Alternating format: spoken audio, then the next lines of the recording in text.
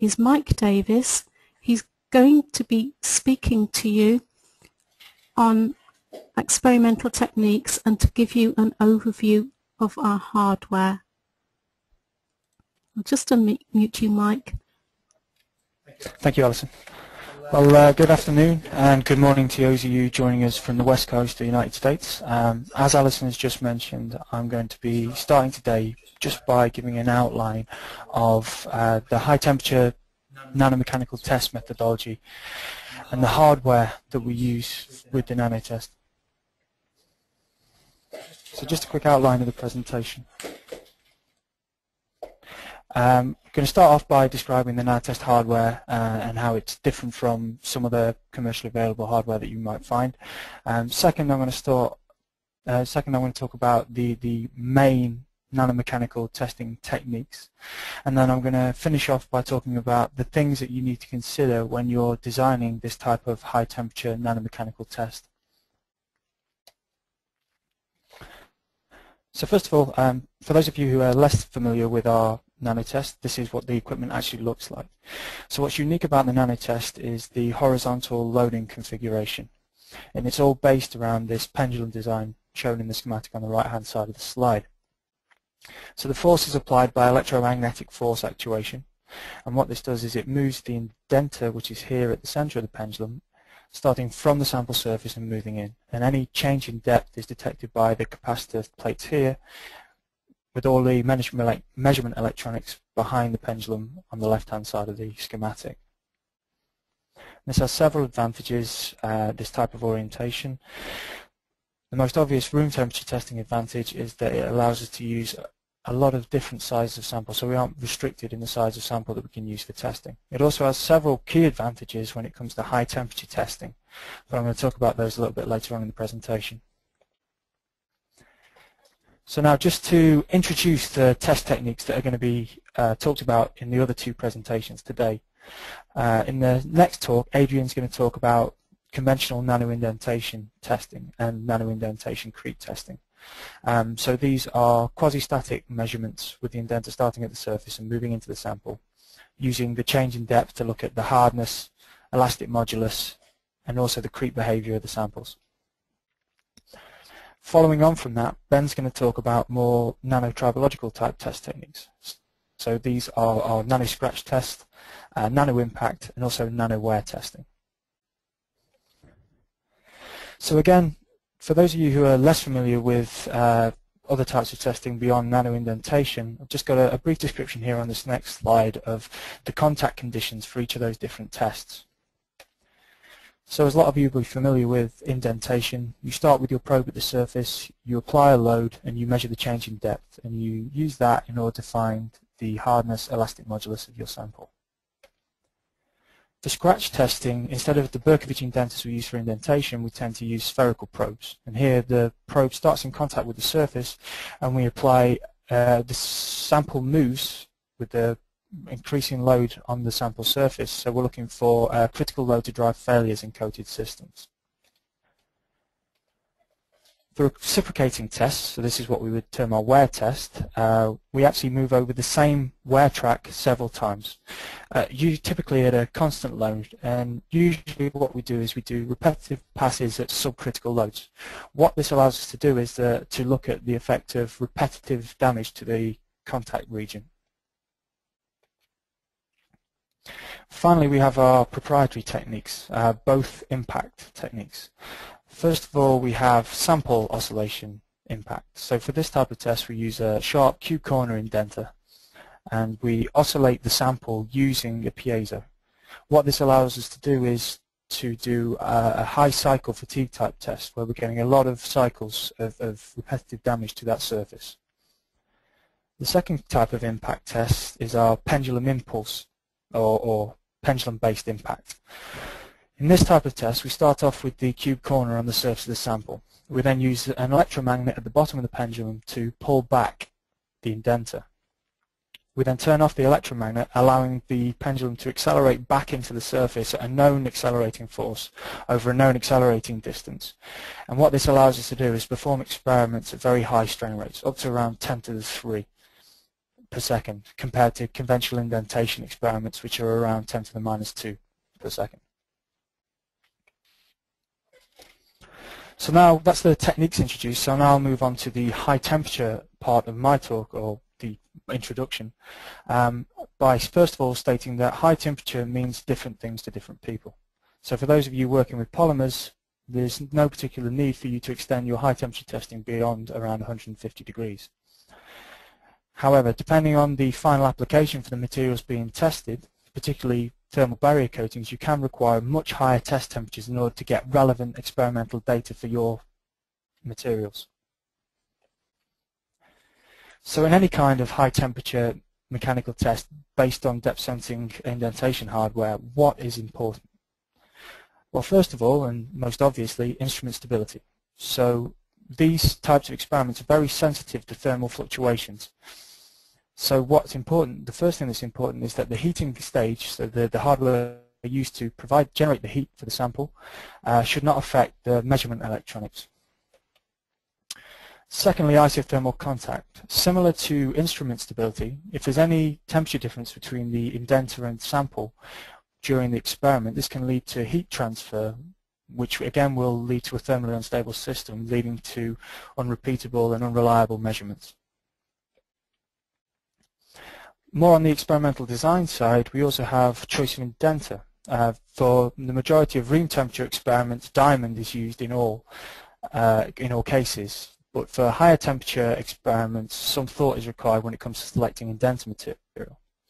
And finally, choice of ambient atmosphere. For a lot of samples, as we increase the test temperature, that sample will begin to oxidize. So we need to find a way to reduce the oxidation rate in order to make testing possible. So our approach to making the tests at higher temperatures more thermally stable is based around one of the unique aspects of our instrument. So I refer back again to the horizontal loading configuration. So for the high temperature tests, we use specific hardware. So you have a heated sample stub, a heated indenter, and a heat shield. The benefit of the horizontal loading configuration is that any heat generated in the test area here will rise up and away from the test hardware, which is behind the heat shield here. So all the heat shield does is to provide a little bit of extra protection. In our hardware, we also use separate heating of the probe and the sample, and this is again related to the isothermal contact, achieving isothermal contact between the indenture and sample. And I'll talk about this in more detail in the next couple of slides.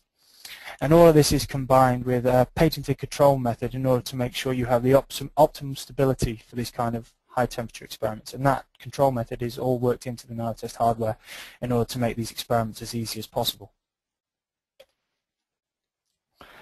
So just referring back now to our use of heated indenters and the reasons why we use heated indenters for our high temperature experiments. So I'm going to start off by discussing, if you like, the wrong way of doing these experiments. And the reason why I call this the wrong way is based on the results of, first of all, thermal modeling of this kind of contact situation. So the images at the top of this slide are showing an unheated indenter which has been left in contact with a gold sample at 300 degrees for around 8 hours. So you can see after that time that the gold sample and the indenter have actually reached a thermally stable situation. So there's thermal equilibrium.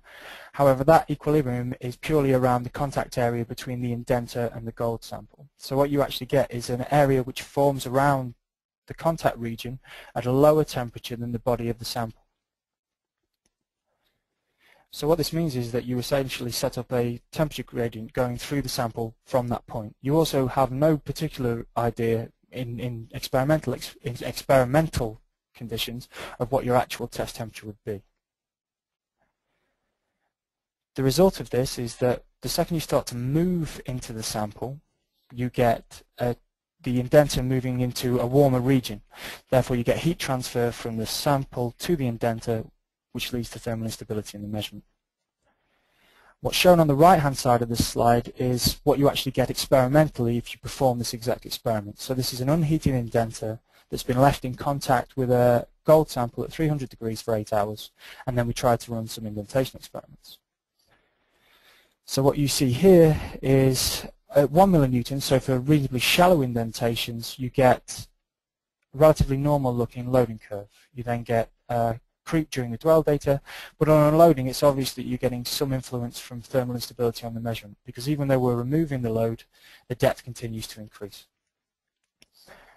And as predicted by the model, the deeper we go into the sample, so the more we increase the load, the greater the temperature difference is, so the more thermal transfer we get, the greater the instability and the worse the measurements look. So at 5 millinewtons, again we get sensible-ish looking loading data, but you can see during the dwell data is essentially going in the wrong direction and the unloading curve is unusable. And by 10 millinewtons we get absolutely nonsensical data.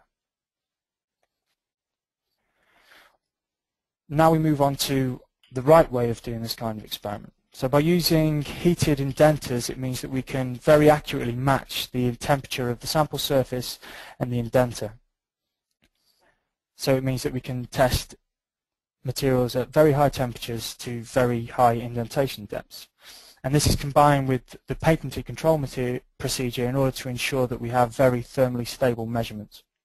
Using these techniques, it's possible to get thermal drift during your measurements, which is comparable to room temperature measurements, even at test temperatures up to 750 degrees. And just for a point of reference, if you like, what's shown on the right-hand side of this slide is again a test on a gold sample at 300 degrees, but this time using a heated indenter. So this is 10 millinewton indentation. So using an unheated indenter, you cannot get results at this load. By using a heated indenter, we get sensible hysteresis and values which are comparable to macroscale tests on this kind of sample. All of the work I've just talked about isothermal contact has been published by the University of Nottingham in the paper shown. So now we move on to the experimental considerations for these types of tests. As I mentioned, for room temperature indentations, diamond is, if you like, the gold standard. 99% of indentation experiments at room temperature will use diamond indenters. One of the issues is that when doing high temperature experiments, diamond starts to oxidize at 500 degrees. It can also react with steels to form carbides as you increase the test temperature. So as an alternative, the obvious solution would be sapphire, where you have no problem with oxidation even at very high temperatures. The problem here is that when you're testing very hard tool coatings, the hardness of the sapphire can drop more than tool coating hardness as the temperature increases, and this can lead to problems. So again, we have another alternative. This time we have cubic boron nitride, which looks like the ideal candidate because the mechanical properties are close to diamond and its hardness is a lot more thermally stable than sapphire. Again, however, there's a proviso on this because CBN can react with a variety of elements to form stable borides at high temperatures. So the key take-home message from this slide really is not intended to say high temperature indentation is difficult, but in fact to say some consideration is needed when it comes to selecting indentation, the correct indenter material for these type of experiments. But if you do that, testing is usually possible. Finally, we'll move on to talking about controlling oxidation rates. So the easiest solution to this is just to use purging. So for that we have a sealed perspex chamber, which we use an overpressure purge, and that can be used to lower the oxygen level down to about 1 part per thousand. The chamber shown on the right hand side is actually one of the older design of chambers that we used to use. As you can see, it's quite a large volume containing the entire instrument. So a lot of development's gone recently into reducing the size of this so that we now have a much smaller purge volume that's easier to purge in the first place and much easier to control. In some cases, though, simple purging isn't sufficient. So for that kind of situation, we have just commissioned our first commercial vacuum nano test at the University of Oxford here in the UK. The benefits of vacuum indentation are, of course, you can get a completely oxygen-free, almost completely oxygen-free environment. So you can go to higher temperatures without worrying about oxidation. This vacuum system in Oxford can pull down to 10 to the minus 5 millibar. One of the other benefits of this is that you can also test in a virtually moisture-free environment. This doesn't have many applications for high temperature experiments, but when we go to lower temperature experiments, it means we can achieve much colder temperatures without having to worry about frosting. But we'll talk more about that in a later webinar. the final benefit is that for most applications, or for some applications, the sample won't be running in either air or in argon. So pump purging of a vacuum chamber will allow us to test in different atmospheres to more closely match the final real-world application. So that's the end of my talk. I hope I've done a job of introducing the techniques and high temperature methodology and equipment. I'd like to answer any questions now, or if you have a more detailed question, if you contact us at info@micromaterials.co.uk, we'll get back to you.